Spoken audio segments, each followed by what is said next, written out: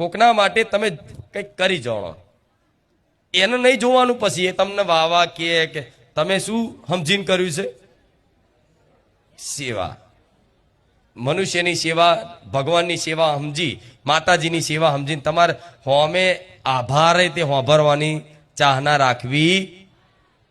આ તો સેવા કરીને આભાર હોંભરવો, અરે તમે ના હોત તો મારું શું થાત, હા હા, એવું બધું સાંભળવાનું જ નહીં.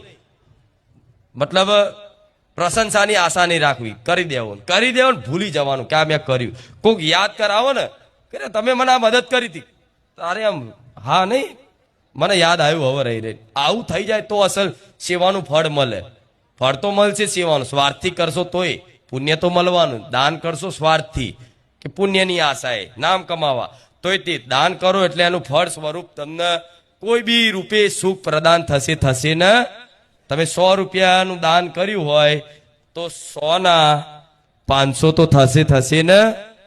આ સિદ્ધાંત છે. અને જો નિસ્વાર્થ ભાવે કરી દીધું તો 100 ના કરોડ થઈ જાય. 100 ના કરોડ નિસ્વાર્થ ભાવે, મારું ધર્મ છે, મારું કર્તવ્ય છે, મારું આ કરવું મારી ફરજ છે. કોઈ વાવા કરે ના કરે, કોઈ ગુણગાન ગાય ના ગાય, કોઈ નોંધ લે ના લે, આ હું ગાદી કરું છું, સેવા થાય છે, હું દુનિયા નોંધ લેવા માટે નહીં કરતી. આ બધું કોઈ દા પ્રસાદી બતાવું છું, કોઈ દા જોવો છો વિડીયો. આ ઉધ્યું બનાવ્યું આખું ઉત્તરાયણે, એટલું મોટું ઉધ્યું બનાવ્યું, તપેલા.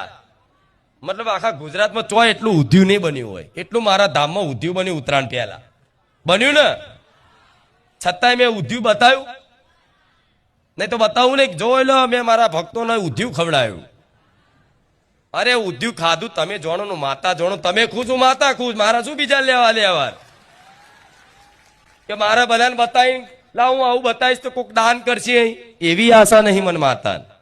હું આવું બતાવીશ કે જો અહીં દર રવિવારે લાખો લોકોની પ્રસાદી થાય છે, ભક્તો જમો છે, તો આવું બતાવીએ તો લાવો કોકને દાન કરવાની પ્રેરણા થાય. મને એની આશા નહીં.